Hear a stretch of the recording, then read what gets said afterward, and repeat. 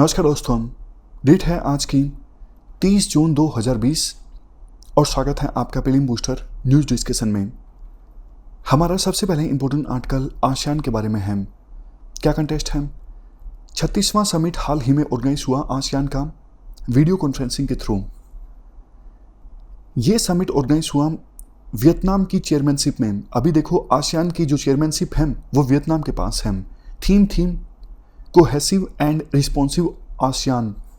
हाल ही में एक फंड भी इस्टेब्लिश किया गया था आसियान के द्वारा, आसियान कोविड-19 रिस्पॉन्स फंड। इस फंड को इस्टेब्लिश करने का मकसद ये था मेडिकल सप्लाईज को रिजर्व में रखा जा सके, ताकि महामारी की सिचुएशन में अगर अर्जेंटली आवश्यकता पड़ती है तो उस मेडिकल सप्लाई का इस्तेमाल किया जा सके। इस पर्पज़ के साथ ये फंड इस्टेब्लिश हुआ था। और ज़्यादा बेसिक इन्फॉर्मेशन हम डिस्कस करें आसियान के बारे में। इसको देखो, इस्टेब्लिश किया गया था 1967 में बैंकॉक डिक्लेरेशन की सहायता से। अभी फ़िलहाल 10 देश मेंबर हैं इस ऑर्गेनाइजेशन के। Indonesia, Thailand, Singapore, Malaysia, Philippines, Vietnam, Myanmar, Cambodia, Brunei, Laos. Headquarter कहाँ पर है? जकार्ता, इंडोनेशिया में। चेयरमैनशिप जो है वो देखो एनुअल बेसिस पे रोटेट होती रहती है। किस आधार पर? मेंबर कंट्रीज़ के जो नाम हैं इंग्लिश में अल्फ़ाबेटिकल ऑर्डर देखा जाता है नाम्स का, और इस आधार पर चेयरमैनशिप रोटेट होती रहती है। कुछ और इन्फॉर्मेशन जिस पर क्वेश्चन बनता है, आसियान रीजनल फोरम क्या है? ये देखो इस्टेब्लिश हुआ था 1993 में। इसमें 27 देश मेंबर हैं। मकसद इसको इस्टेब्लिश करने का ये था आसियान का दूसरे रीजन के साथ भी कोऑपरेशन इंक्रीज हो, पॉलिटिकल इश्यूज़ पर, इकोनॉमिकल इश्यूज़ पर, सिक्योरिटी इश्यूज़ पर। तो इसीलिए ये आसियान रीजनल फोरम इस्टेब्लिश किया गया था 1993 में। 27 देश मेंबर हैं। उसके बाद आसियान +3 इसको 1997 में इस्टेब्लिश किया गया था। 10 आसियान कंट्रीज़ के अलावा 3 और देश मेंबर हैं इसके, चाइना, जापान, साउथ कोरिया। +3 का ये मतलब है, +3 मतलब चाइना, जापान और साउथ कोरिया। सबसे लास्ट में है ईस्ट एशिया समिट। इसके बारे में यूपीएससी क्वेश्चन पूछ चुकी है। ये इस्टेब्लिश हुआ था 2005 में, और 2005 में ही पहला समिट ऑर्गेनाइज हुआ था। इसमें देखो 16 देश शामिल हैं। 10 तो ये आसियान के मेंबर कंट्रीज़, इसके अलावा +3 चाइना, जापान, साउथ कोरिया, और इसके अलावा 3 और देश। कौन कौन से? न्यूजीलैंड, ऑस्ट्रेलिया और इंडिया। समझ गए? मतलब ईस्ट एशिया समिट में 16 देश शामिल हैं। 13 तो आसियान +3 वाले, और इसके अलावा 3 एक्स्ट्रा कौन से देश हैं? इंडिया, ऑस्ट्रेलिया और न्यूजीलैंड। तो ये हमने आर्टिकल डिस्कस किया आसियान के बारे में। ये आसियान के मेंबर कंट्रीज़ हैं। चलते हैं आगे। नेक्स्ट आर्टिकल स्टार्स प्रोग्राम के बारे में है। पूरा नाम है strengthening teaching learning and results for states programme. क्या कंटेस्ट है? वर्ल्ड बैंक ने इस प्रोग्राम की इम्प्लीमेंटेशन के लिए इंडिया में $500 मिलियन की असिस्टेंस देने के लिए अप्रूवल दिया है।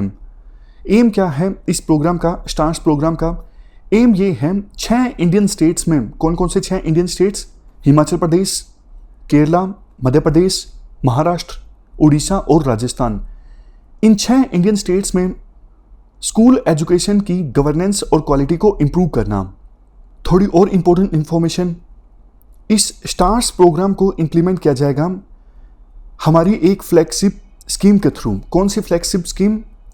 समग्र शिक्षा अभियान।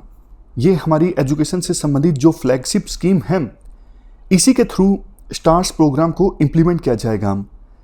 ये जो स्टार्स प्रोग्राम है, ये देखो कस्टमाइज्ड लोकल लेवल सॉल्यूशन पर फोकस करेगा। टीचर्स को एम्पावर करेगा, क्योंकि देखो टीचर्स को अगर ऑटोनॉमी दी जाए तो टीचर्स ज़्यादा बेहतर ढंग से बच्चों में लर्निंग आउटकम को इम्प्रूव कर सकते हैं। लेकिन हमारा जो एजुकेशन सिस्टम है फ़िलहाल टीचर्स को इतनी ऑटोनॉमी देता नहीं है, मार्क्स पर ज़्यादा फोकस होता है। इसलिए बच्चे साल के अंत में 3 घंटे का जो एग्ज़ाम होता है, इसमें ज़्यादा मार्क्स प्राप्त करने के लिए तैयारी करते हैं, रट्टा मारते हैं, और टीचर भी इसी डायरेक्शन में बच्चों की तैयारी करवाते हैं। लास्ट में हम थोड़ा सा समग्र शिक्षा अभियान के बारे में भी जान लेते हैं। ये सेंट्रली स्पॉन्सर्ड स्कीम है। एजुकेशन की 3 अलग अलग स्कीम्स को मर्ज करके ये स्कीम लॉन्च की गई है, समग्र शिक्षा अभियान। कौन कौन सी 3 स्कीम्स को मर्ज किया गया है? सर्व शिक्षा अभियान, राष्ट्रीय माध्यमिक शिक्षा अभियान और सबसे लास्ट में टीचर एजुकेशन। ये देखो स्कूल एजुकेशन के लिए एक इंटीग्रेटेड स्कीम है। इस स्कीम का मकसद ये है प्री स्कूल से लेके 12वीं क्लास तक के बच्चों के लिए इंक्लूसिव और इक्विटेबल क्वालिटी एजुकेशन को इंश्योर करना, स्कूल एजुकेशन के सभी लेवल्स पर। चलते हैं आगे। नेक्स्ट आर्टिकल गाइनेंड्रोमॉर्फिज्म के बारे में है। क्या कंटेस्ट है? देखो, ड्रैगन फ्लाई की एक स्पीसीज है स्कारलेट स्कीमर। फिर से बोलता हूँ, ड्रैगन फ्लाई की एक स्पीसीज है स्कारलेट स्कीमर। इसमें एक काफ़ी रेयर बायोलॉजिकल फेनोमेनन देखने को मिला जिसका नाम है गाइनेंड्रोमॉर्फिज्म। इस फेनोमेनन के बारे में अभी हम डिस्कस करेंगे। कहाँ पे मिली ये स्कारलेट स्कीमर जिसमें ये रेयर बायोलॉजिकल फेनोमेनन देखने को मिला? कोर वेटलैंड्स, केरला में। अब बात करते हैं गाइनेंड्रोमॉर्फिज्म का क्या मतलब है। गाइन का मतलब होता है वुमन, एनर का मतलब होता है मैन, मॉर्फ का मतलब होता है फॉर्म। मतलब जब देखो किसी ऑर्गेनिज्म में बोथ मेल और फीमेल टिश्यूज मिलते हैं तो उन ऑर्गेनिजम्स को कहा जाता है गाइनेंड्रोमॉर्फ्स। फिर से बोलता हूं, जब किसी ऑर्गेनिज्म में मेल और फीमेल दोनों टिश्यूज देखने को मिलते हैं तब उस ऑर्गेनिज्म को कहा जाता है गाइनेंड्रोमॉर्फ्स और इस फेनोमेनन को कहा जाता है गाइनेंड्रोमॉर्फिज्म। इसके बाद थोड़ी और इंफॉर्मेशन। देखो, ये जो फेनोमेनन है गाइनेंड्रोमॉर्फिज्म, ये बर्ड्स में रिकॉर्ड किया गया है, केकड़ों और बटरफ्लाइज में भी रिकॉर्ड किया गया है। ऐसा होता क्यों है? मतलब ऐसा क्यों होता है किसी ऑर्गेनिज्म में मेल और फीमेल दोनों के टिश्यूज देखने को मिले? ये होता है जीन्स में गड़बड़ियों के कारण, जेनेटिक एब्रेशन के कारण। क्वेश्चन ये भी उठता है कि इस फेनोमेनन को स्टडी करने की आवश्यकता क्या है, क्या इंपॉर्टेंस है। देखो, अगर हम इस प्रकार से किसी स्पीसीज में इस फेनोमेनन को स्टडी करते हैं तो हमें जेनेटिक डाइवर्सिटी के बारे में पता लगता है, ना सिर्फ उस स्पीसीज में बल्कि उससे संबंधित दूसरी स्पीसीज में भी। इससे हम ज़्यादा बेहतर ढंग से कंजर्वेशन कर सकते हैं स्पीसीज की। इसके अलावा ये हमें मदद करता है डिजीज़ की डिस्कवरी की और स्पेसिफिक स्पीसीज में दूसरे जो चेंजेस आ रहे हैं क्लाइमेट चेंज के कारण या फिर इकोलॉजिकल एवोल्यूशन के कारण, उनके बारे में भी हमें पता लगता है। अब लास्ट में कोल वेटलैंड्स के बारे में हम जान लेते हैं, जहां पर स्कारलेट स्कीमर में ये फेनोमेनन देखने को मिला। कोल वेटलैंड्स सबसे पहले आप बताइए कहां पर हैं? केरला में हैं। केरला के 2 डिस्ट्रिक्ट्स में पड़ता है ये कोल वेटलैंड्स, थ्रीसर और मालापुरम। ये देखो सेंट्रल एशियन फ्लाईवे, जो कि एक फ्लाईवे है जिसका इस्तेमाल माइग्रेटरी बर्ड्स करते हैं। आप देख लीजिए इस मैप में, ये जो ऑरेंज कलर का आपको दिख रहा है ये है सेंट्रल एशियन फ्लाईवे, इसके बीच में पड़ता है। यहाँ पर सब टेरेरियन हैबिटेट्स हैं जो काफ़ी इंपॉर्टेंट हैं कुछ फ्रेश वाटर फिश की स्पीसीज़ के लिए। साफ पानी में रहने वाली कुछ मछलियों की स्पीसीज़ हैं, उनके लिए ये हैबिटेट इंपॉर्टेंट है और ये मूल रूप से साउदर्न वेस्टर्न घाट में रहती हैं। इसके अलावा कोल वेटलैंड्स में ड्रैगन फ्लाइज और डैम सेल्फ फ्लाइज की 37 स्पीसीज़ रिपोर्ट की गई हैं अभी तक। चलते हैं आगे। नेक्स्ट आर्टिकल नशा मुक्त भारत एनुअल एक्शन प्लान 2020-21 के बारे में है। क्या कंटेस्ट है? Minister of state for social justice and empowerment ने ये एक्शन प्लान लॉन्च किया। स्ट्रेटजी क्या है? देखो, ये एक्शन प्लान हमारे देश के 272 सबसे ज़्यादा प्रभावित डिस्ट्रिक्ट्स पे फोकस करेगा। मतलब ड्रग अब्यूज़ की समस्या जिन 272 डिस्ट्रिक्ट्स में सबसे ज़्यादा है उन पर फोकस किया जाएगा इस एक्शन प्लान में। और एक 3 प्रोस्ट अटैक लॉन्च किया जाएगा। काफ़ी सारी एजेंसीज़ के एफर्ट्स को कंबाइन किया जाएगा, जैसे नारकोटिक्स ब्यूरो, आउटरीच और awareness campaign by social justice ministry और सबसे लास्ट में ट्रीटमेंट बाय हेल्थ डिपार्टमेंट। तो ये 3 प्रोस्ट अटैक होगा अलग अलग एजेंसीज़ के दौरान। डी एडिक्शन फैसिलिटीज़ भी इस्टेब्लिश की जाएंगी। मेनली जो पॉइंट्स हैं इस आर्टिकल में वो मेंस के लिए ज़्यादा इंपॉर्टेंट हैं। प्रीलिम में इस पर क्वेश्चन बनेगा, थोड़ी संभावना कम है। इसके अलावा देखो एक्शन प्लान में प्रोविज़न ये भी है, ड्रॉप इन सेंटर्स इस्टेब्लिश किए जाएंगे एडिक्ट्स के लिए। ड्रॉप इन सेंटर्स का क्या फ़ायदा होता है, जो ड्रग एडिक्ट्स हैं या फिर उनकी फैमिली मेम्बर्स हैं वो इन सेंटर्स में कैजुअली कभी भी आ सकते हैं एडवाइस लेने के लिए, असिस्टेंस लेने के लिए। इसके अलावा integrated rehabilitation centre for addicts जो हैं यानी IRCAs, ये देखो कम्युनिटी से संपर्क करेंगे और उनसे कहेंगे कि आप ड्रग एडिक्शन से प्रभावित यूथ्स की लोगों की हेल्प कीजिए। एक्शन प्लान में ये सभी कंपोनेंट्स शामिल हैं। Awareness generation campaigns, focus on higher educational institutions, university campuses and schools, community outreach and identification of dependent population, focus on treatment facilities in hospital setting, और सबसे लास्ट में capacity building programmes for service providers. Next article Dhruva chip के बारे में है। IIT Bombay के द्वारा ये चिप डेवलप की गई है। काम क्या होगा इस चिप का, देखो इस चिप का इस्तेमाल किया जा सकता है स्मार्टफोन्स में या फिर दूसरे नेविगेशनल डिवाइसेस में लोकेशंस को फाइंड आउट करने के लिए। कैसे ये चिप काम करेगी, देखो हमारा जो सैटेलाइट नेविगेशन सिस्टम है या फिर US का जो नेविगेशनल सैटेलाइट सिस्टम है GPS, हमारा है नाविक, इनसे सिग्नल्स रिसीव किए जाएंगे इस चिप के द्वारा ताकि लोकेशन को एक्यूरेटली फाइंड आउट किया जा सके हर एक वेदर कंडीशन में। अगर बिल्कुल स्पेसिफिक इंफॉर्मेशन की बात करें, ये चिप जो है मल्टीपल फ्रीक्वेंसी बैंड्स में सिग्नल्स को रिसीव कर सकती है और इवन वीक सिग्नल्स, मतलब सिग्नल अगर कमज़ोर हैं तो उनको भी हैंडल आउट किया जा सकता है।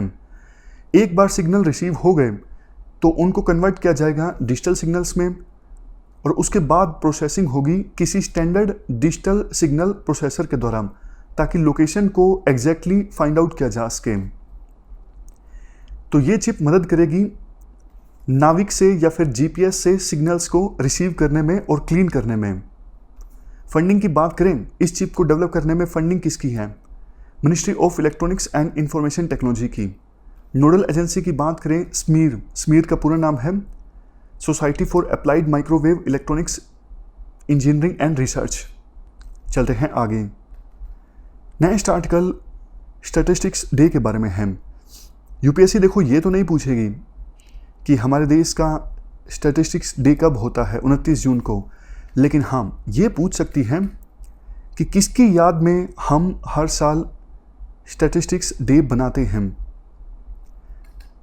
देखो लेट प्रोफेसर प्रशांता चंद्रा महालनोबिस, इनका जो कंट्रीब्यूशन रहा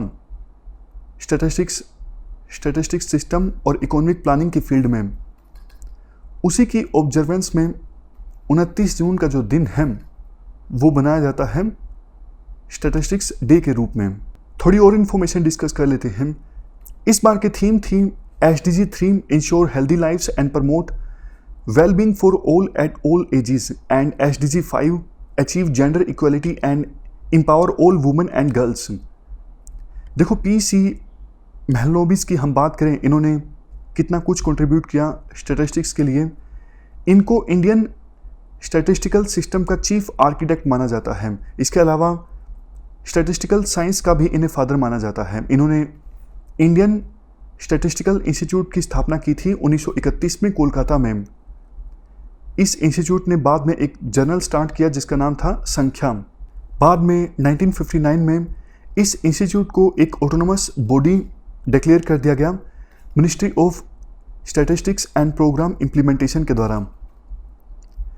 इवन देखो CSO यानी सेंट्रल स्टैटिस्टिकल ऑर्गेनाइजेशन, NSS यानी नेशनल सैंपल सर्वे और सबसे लास्ट में ASI यानी एनुअल सर्वे ऑफ इंडस्ट्रीज, इनके इस्टाब्लिश होने में भी मदद की गई थी PC महलनोबिस के द्वारा। इन्होंने 3 इम्पोर्टेंट कंसेप्ट्स दिए जो कि सैंपल सर्वे में काफ़ी इंपॉर्टेंट हैं, pilot surveys, optimum survey design and inter penetrating network of सब सैंपल्स टेक्निक यानी IPNS। इन्होंने यूनाइटेड नेशंस सब कमीशन ऑन स्टैटिस्टिकल सैम्पलिंग के चेयरमैन के तौर पर भी काम किया। तो ये थी हमारी आज की डिस्कशन। इस डिस्कशन में फ़िलहाल इतना ही है। लास्ट में रिवाइज कर लेते हैं आज हमने क्या क्या डिस्कस किया। सबसे पहले आसियान के बारे में स्टेटमेंट है, ध्यान से पढ़ लीजिए। ये मेंबर कंट्रीज़ हैं Indonesia, Thailand, Singapore, Malaysia, Philippines, Vietnam, Myanmar, Cambodia, Brunei, Laos, India. Statement गलत है क्योंकि इंडिया मेंबर नहीं है आसियान का। हेडक्वार्टर ठीक है, जकार्ता इंडोनेशिया में है। दूसरा, जिनेंड्रोमॉर्फिज्म ये ऑर्गेनिज्म का एक कैरेक्टरिस्टिक्स है जिसमें both male and female tissues देखने को मिलते हैं। ये बिल्कुल सही स्टेटमेंट है। कोल वेटलैंड्स ये एक रामसर साइट है और important bird and biodiversity area है। लोकेशन कहाँ है इसकी? असम में। ये स्टेटमेंट देखो गलत है। रामसर साइट तो है कोल वेटलैंड्स और important bird and biodiversity area भी है, बट असम में नहीं है कोल वेटलैंड्स, केरला में है। इसके बाद ध्रुवा चिप, क्या ये डीआरडीओ के द्वारा डेवलप की गई है? नहीं, आईआईटी बॉम्बे के द्वारा। नीचे की स्टेटमेंट सही है। स्मार्टफोन्स और नेविगेशनल डिवाइसेस में इस्तेमाल हो सकता है लोकेशंस फाइंड आउट करने के लिए। सबसे लास्ट में नशा मुक्त Bharat annual action plan for 2020-21 ये किसके द्वारा रिलीज किया गया है? Ministry of social justice and empowerment के द्वारा। बिल्कुल ठीक, ये स्टेटमेंट ठीक है। एक सेकेंड, पेन ले लेते हैं। ये स्टेटमेंट ठीक है, ये गलत है। डीआरडीओ नहीं, आईआईटी बॉम्बे, और ये भी गलत है, असम में नहीं, केरला में। हमारी इस डिस्कशन में फिलहाल इतना ही है। Thank you very much for discussion.